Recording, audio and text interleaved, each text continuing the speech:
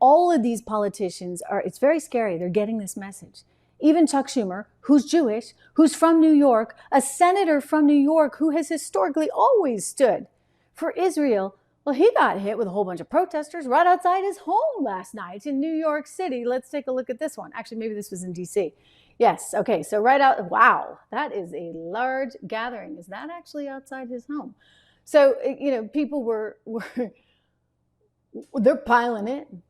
They're piling in. And that's out. There we go. I think this is. If you do not move and get onto the sidewalk right now, you will be arrested for disorderly conduct.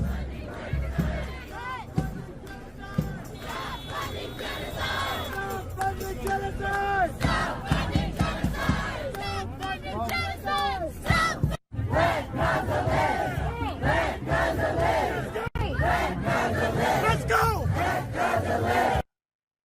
Wow, so that's going on right outside Chuck Schumer's house, and he was asked about it today. So wouldn't you think logically he might have something to say against what they're doing? Something to say that would be in support of Israel? No, he didn't even want to take the question. Watch it. Leader Schumer, obviously, it's Passover. Happy Passover. Thank you. This evening, there were hundreds of protesters in front of your Brooklyn residence because of your support for this bill.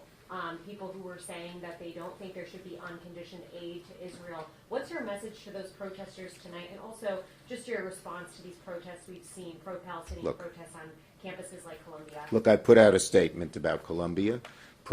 Peaceful protest is proper and appropriate. And I've always had 4 goals in terms of Israel policy. 1, radically reduce the presence of Hamas. You can't have peace with Hamas. Free the hostages. Get as much humanitarian aid possible as done, and do everything you can to avoid civilian casualties. Last one. Your message to the protesters. Last message. He didn't answer it. He didn't talk about the protesters outside his home. I have some concerns that this movement is really causing us as a country to lose our way. And it's really important, for the sake of the world, frankly, that we find it, and that we find it quickly, and that there is actually some leadership here. Because leadership, look, it's everything. And Donald Trump was always very clear on where he stood. And I think that that's the problem right now. They want to have it both ways. They want to have their cake and eat it too. They want to say, okay, you know what, we're sympathetic with you student protesters, and yet, simultaneously we're going to send more funds to Israel. You got to pick a side, okay, guys? I know what side I'm on. You don't know what side you're on. America knows what side they're on. Joe Biden, you don't know what side you're on. And that is the problem.